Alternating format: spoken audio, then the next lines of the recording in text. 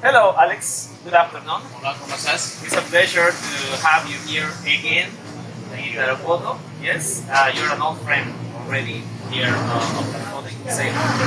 Well, if I am not wrong, I met you in around 2010, I guess, right? 2013. 2013, right?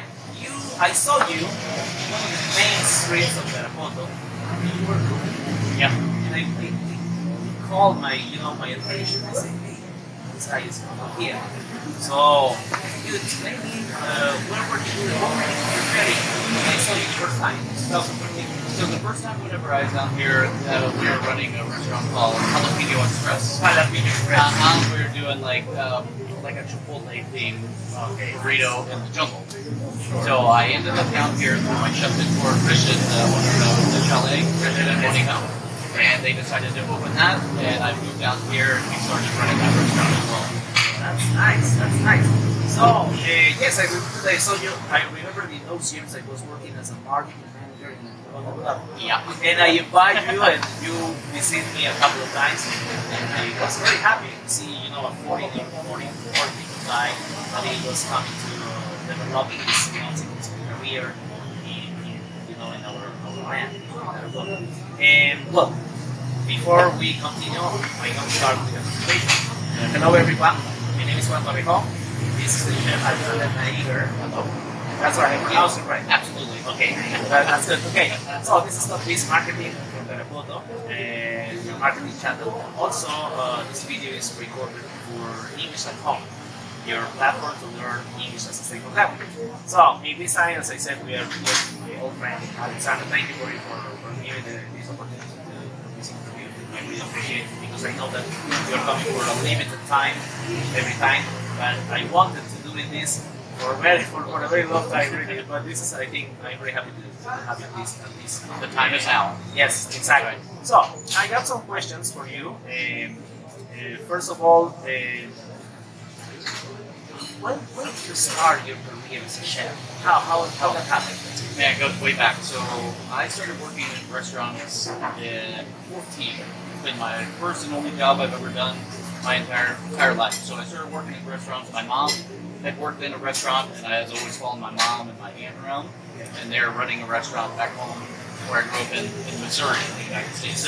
Missouri, yeah. So I've come a long way, and I didn't really know what I wanted to do through high school. So I went to culinary school. I went to the Cordon Bleu and got my It's very well known. Absolutely, yeah, and got my degree there, and I just kept pursuing cooking after that. It's really evolved over the years, coming from doing restaurants to resorts to now I have my own private chef business and travel all around the country and the world cooking for clients. That's really awesome. Yes, I have seen you on social media. Yeah, it's unbelievable what you're doing. And since when are you visiting Tarapoto? How did you find out about Tarapoto? How did you say, I think I must go to Tarapoto? Yeah. So relating back to Christian and Monica once again. So they moved down. Christian was my instructor at the Cordon Bleu, and we Back in the US? back in the United States, in Miami. And we connected instantly, and I worked with them in restaurants outside of college. Yes. And whenever I graduated, him and Monica moved down to Tarapoto to take over her family's restaurant with Chalet. And then the way I ended up down here, I was in Florida, and I went through like a really bad breakup with the girl, and I was like, you're honest. yeah, I was just like, I need to change the situation. So Sometimes it's a good way. It's a good move, I need a different location. So Fresh air. Yeah, exactly. So I reached out to the chef, and he said, if you come down here, you can stay with me, you can work with me, but you need to pay your own way to come down here. Yes. So that same day, I sold my motorcycle, I sold my car, I sold every single thing in my apartment, and bought a one-way ticket to Tarapoto. So you can say that you're like these times. How I usually am in Tarapoto at least 2 to 3 times a year. Yeah, and then I'm learning the Peruvian cuisine in the chalet and being able to explore the beautiful stuff. do you cook frankly Peruvian food outside? I mean abroad? in the US. Especially especially when I'm working on the yachts. You know, we get the best local seafood there on the boat too. And where I live in Florida, we're right on the Gulf of Mexico, so we have fantastic seafood. And I like to implement a lot of Peruvian flavors, and I bring back a lot of stuff from Peru back to the United States that I can utilize as well. Do you have any customer that maybe request you Peruvian food, even though that maybe they didn't know that you already had some experience coming to Peru or maybe being here? Not actually. There is one yacht that I work on, and the family owns the boat, but they're Chilean. But half of them live in Lima, Yes. so they were big on that as well. And then I explained to them that I lived in Peru, Yes. and that I worked in restaurants down there, and I know pretty well the cuisine. So they're really blown away whenever I'm able to pull that out of my pocket. That's awesome. That's awesome. How does it feel to be back this time, in these farmlands? How do you feel every time that you come? Every time I come to Terrebonne in Peru, it's like I fall in love with the country all over again. It's like the first time that I've ever come here every time. That's awesome. That's Yeah. awesome. I think that's unbelievable. It's an unbelievable story already. After being here in Tarapoto, I mean, the first time that you made your entrepreneurship about the jalapeno stuff, jalapeno things that you were telling me. Where did you go? Did you travel again to the US to work, or you went to maybe other different countries? I don't know. I've both, a mix of both. So when I left here, I ended up moving back to the United States, and I moved to Las Vegas, and I was working with Thomas Keller in Bouchon Bistro. So he's one of the most well-known Michelin star chefs in the United States. Bouchon Bistro with Thomas Keller. And he owns French Laundry in Napa Valley. It's famous worldwide. He has three Michelin stars. I need to see that. I need to see that on the internet. Check out Yeah, that. so I did that, and then I worked in national parks and resorts, like Yellowstone National Park, Yellowstone is very Grand well known, Canyon. very famous. Yes. Yep, and did that, and then I had an opportunity. I moved down to Patagonia, Chile. Yeah, Wow. and I was running a resort in Patagonia as well. So I go a little bit everywhere. Spend a little bit of time in France, working at a ski resort, and That was about to ask you. I was about to ask you that if maybe you have also a chance to travel to Europe, some other places like that. You went absolutely. to France. Yep, France at a ski resort in the Alps. In the Alps. Stunning. Yes. Yeah, absolutely. Wow. So yeah, I just kind of find cool opportunities and go with the flow of the universe. That's awesome, man. That's awesome. So I got some other questions here. Can you count? How many countries now you already know? I was reading the question list earlier, and I feel like I'm right around 15 countries right now that I've traveled to. Yeah, Wow, it's a lot. it's a lot. Yeah, Wow, it man. has been a great experience in each one. So with my private chef service now, Yes. I use a little bit from each place that I've been to and each place I've lived, and blend that in to put my passion on the plate. Exactly. I think that's a lot. What you're saying is very, we see in the majority of most of the chefs that I have been meeting, or maybe we can see in some, documentaries or maybe reports, and we see that all the chefs they put a lot of passion, right? That's important because it's not like any other regular job. You're making food, so you have to put a lot of your feeling on the dish, right? I guess. So that's very interesting. So another question I have: how does it feel to have achieved so many interesting things during your careers? Well, you got to keep striving and keep achieving more as well. But it's great. Like coming from where I grew up in Missouri, I mean, it's a very, very small town of 4,000 people maybe, and my food knowledge was really nothing before I moved to California and started culinary school. So being able to see where I started to where I'm at now, I feel very proud of myself of the accomplishments that I have been able to achieve. That's great. That's I think it's a start. Your professional growth, because all the experience that you have, all the places that you visit. So, have you ever worked for a place? So you serve for something famous personality? Yeah, with my chef service, I have quite a few famous clients as well, like a couple different movie actors, not real big. The most famous movie actor I've cooked for is Morgan Freeman. No way. Yeah. Oh my And other than that, like I cook for a lot of athletes, like football, basketball, baseball players. And the area where I live in Florida, it's very, very nice. It's a big vacation town, and a lot of famous people have houses down there. And so I'm able to cook for a lot of well-known people. Wow. How do you feel when do you feel maybe at that point maybe a little nervous because you had like a little pressure because oh my god, I'm gonna go for this special meal for this big personality. Yeah, honestly, like I'm gonna. Food is my passion, and cooking is my passion. So as far as being nervous whenever I'm cooking, like the kitchen is my stage. So I embrace that, and I love being on the spot like that and being able to display my talents. So as far as the famous people I've cooked for, they're regular people as well, you know. Okay. Yeah. So that doesn't intimidate me too much, and You're confident with my like skills. confident enough because you know what you're doing. Exactly. Okay, that's awesome. Oh my god, my question is going to for the flyway. Okay, now if we can keep talking, this time we are going to turn to the language. Sure. Talking about obviously breaking the language barriers. Did you struggle at the beginning when you were coming for the first time to Peru with Spanish? Or maybe did you have some knowledge about Spanish? I didn't speak any Spanish before I moved down here. Maybe a couple words, you know, hola, Hola, yeah, adios. Was it difficult for you to learn? For sure, absolutely. But you know, like here, like whenever I was working in the kitchen here at the restaurant, you know, it's nobody spoke English, so I had to adapt quickly. And in the restaurant, it's a very fast-paced environment, so you don't have time to try. Yeah, it's like, oh, what's this? And you know, you're able to associate different words with different things and being able to learn.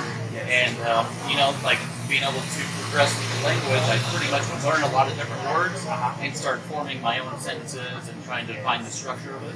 But it was very difficult for sure. And then honestly, you know, like I some of the girls that like some of the girlfriends that I had would teach me as well, and other friends in the cities that I lived in. The language of love. And living in Miami, Las Vegas, and Los Angeles, there's a lot of there's a lot of people that speak Spanish also in the US, exactly. right? Yeah, absolutely. Do you consider that it's important for any professional maybe to learn a second language?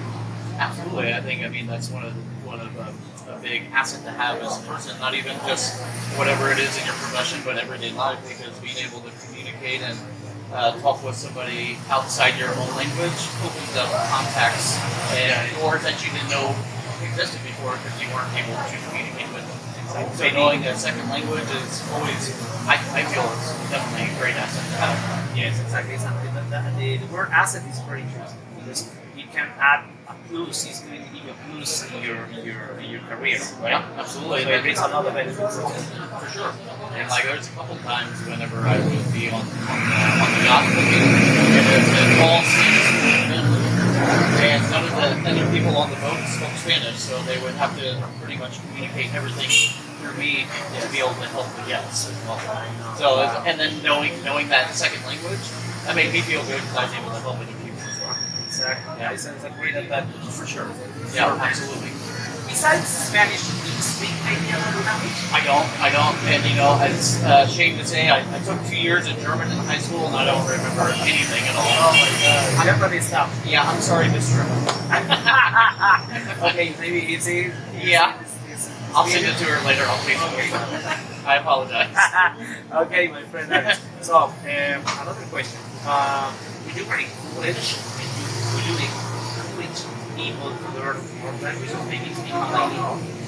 Bilingual is, I think, how the world is progressing as well. You know, not just one language, because I think we all speak our native language, but I would highly recommend everybody learning just a little bit of a second language. Yes. Not even like be fluent in it or advanced, but you know the basics. The basics, at least for your job, For sure. for your occupation. You know? Yeah, it's very important because I have seen so many people that are depending of platforms or maybe the cell phone, Google Translate. Google Translate, but it's not the same. You know, it's not work. It's not totally trusted. You know. So, And the fastest way that I started learning the language was dive into the culture. You know, that's why I love living here in Terrapoto and Chile and Argentina, because I didn't really have any other options except to learn it. So it's like you put yourself in those situations and you have to figure it out. Exactly. Where are you residing now? I live in Destin, Florida, so it's on the Panhandle of Florida, right on the Gulf of Mexico. Small little beach town. It's been home base since 2010, so it's very good for my travels as well. My mom lives there, so it's nice. I have a lot of good friends. Good with buddies, for sure. That's great. And what are your plans for the future? What are you coming? You know, I really enjoy doing my private chef stuff because it keeps me free. Yeah, I don't have to stay in one spot. But you know, eventually I want to open up my own restaurant as well. But I want to have it pretty small and have it very like reservation only, where you have like a chef's bar and do multi-course tastings and stuff like that. And then bring other chefs on board with me so I can train them, teach them, and then they can grow into that. And I can open other things and keep traveling and keep that ball rolling. I was missing, I guess. Where are you planning to start developing this project? In the US, I think? Who knows? You know, like I would love to do something in Peru as well because I love it down here. And one of my dreams, I think it's a childhood dream or anything, not just a restaurant, but I want to build a tree house in the jungle and maybe like build like a cool Airbnb resort out here in the jungle as well in the mountains. So that's like an idea of this nowadays. You know, that's something that I feel like is being manifested, honestly, from all the times I come down here and seeing how life is down here. I absolutely love being here. Besides Arapoto, have you visited some other cities? Or do you know some other cities inside the Yeah, so I've been to Machu Picchu twice, and I actually hiked to the very top. Huayna Picchu? No, Montaña Machu Picchu. Yeah, so I hiked from Aguascalientes, and I took the stairs all the way up the mountain to Montaña Machu Picchu. I heard that. I didn't climb, but Yeah. I heard. I had this toughest. It's absolutely stunning. And like some of the trails are so narrow that you can only pretty much fit like your foot on there, 1 foot in front of the other. No, Way above the clouds. At this period of my life, I think I will be able to do it because now I got more, more people is dependent on me. So That's it. You don't want to risk that. No. And then I know Arequipa as well. I have a lot of friends there in Arequipa, Lima. White City. We call it the White The City. White City, yeah. And then the three volcanoes, the Misty, Chanchani, and I can't remember the last one. I always forget the last one. I have a friend. I don't know if we her. My friend. Her name is Valerie. She runs her own bakery here. She's studying in Arequipa. Yeah, she's not baking. She's developing her bakery here in town. Yeah, she's really working. It's a beautiful city. And then Lima, I spent a little bit of time in Lima, but other than that, I haven't. I want to go to Iquitos. I want to get further into the jungle and see how that is. It's very intriguing to me. Yeah, sure. I think that that's interesting because and we got a lot to offer. It's a very diverse country. Yes, exactly. Yeah. Okay, my friend, I think that's enough. I hope that everything recorded well. I have confidence in it. Yeah, but anyway, it was a real pleasure, my friend. I have met you, sorry, very long years ago. And I am very happy for your professional growth. I have been seeing you, I have been following you on social media, and I wish you the best. And keep coming, and keep enjoying our country, and keep developing your art of cooking. And yes, I wish you the best. I hope that this won't be the first and the last interview. That's right. There's more to come. Okay, my friend. Muchísimas gracias para todo. Thank you very much. And we see you next time. Hasta pronto. Okay, hasta pronto. Now. Chao.